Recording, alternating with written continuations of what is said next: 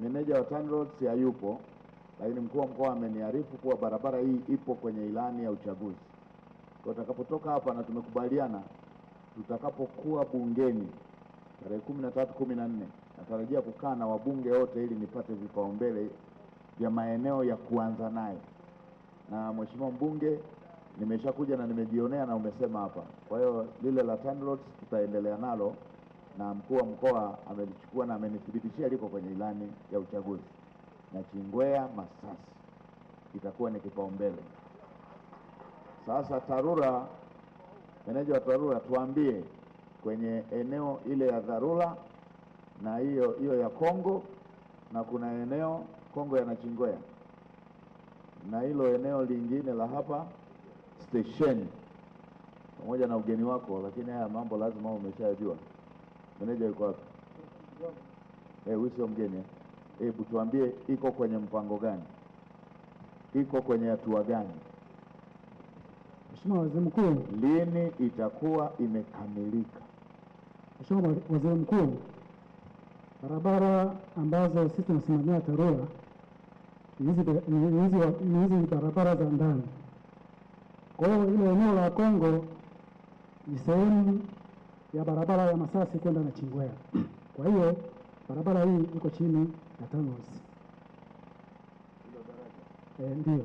Sasa ukae na mwenzako wa TANROADS, kwa sababu ilitengenezwa kwa dharura na sasa hivi inatikia, lazima itengenezwe tena ya kupita muda huu, maana majira ya mvua yanakuja.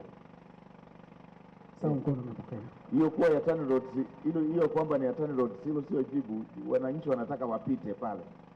Wenda ni ya TANROADS, wenda ni ya mkoa, wenda ni ya taifa, lakini wao wanataka wapite na mazao yao yapite. Sawa mheshimiwa. Wenda ipo kwenye ilani, haipo sasa kwa sababu ilitengenezwa kwa dharura na sasa inatishia. Ni lazima ninyi ndio maengineer. Wewe si engineer? Ndio mimi. Ninyi ndio engineer. Lazima sasa wakati tunasubiri lami, wakati tunasubiri ilani ile ambayo imekatika, lazima ipitike. Sasa kuanzia kesho mkae na mwenzako wa TANROADS, muweke mpango mkakati wa namna ya kutekeleza ili daraja pale watu wapite, wakati tunasubiri hiyo ya mradi mzima wa barabara iliyokuja. Sawa mheshimiwa. Kwa mkoa wakupe taarifa hawa kwamba wameshakaa, wamepanga nini, gharama yake nini.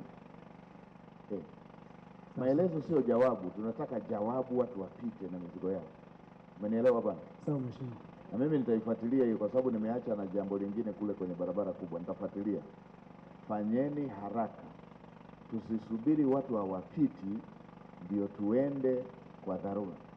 Eneo ambalo tumeshajua kwamba litaleta madhara tulifanyie kazi. Hiyo ndo kazi ya serikali. Na hicho ndicho Mama Samia anachotaka. Ninyi simpo huku kila siku? Ndio mheshimiwa. Ofisi za TANROADS na TARURA ziko kila siku. Mkiona wananchi mpaka wazunguka wakamtafute mwenyekiti wa halmashauri au diwani au mbunge, maana yake ninyi hamtoi majawabu ya pale ya kila siku. Wakati haya yanatakiwa yatolewe na serikali.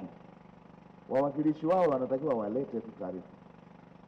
Sasa kuanzia Jumatatu hii kesho, ndani ya hizi siku 7 mmeshakamilisha. Mna mpango gani? Bajeti yake nini? Na inaanza lini kujengwa watu wapite kwenye hilo daraja? Umenipata bwana? Sawa mheshimiwa, tunapokea. Haya ninayoyasema kwa lile la Kongo, mfanye hivyo hivyo na hii ya station. Msiache mpaka wananchi watamani kutengeneza daraja kwa majembe ya mkono.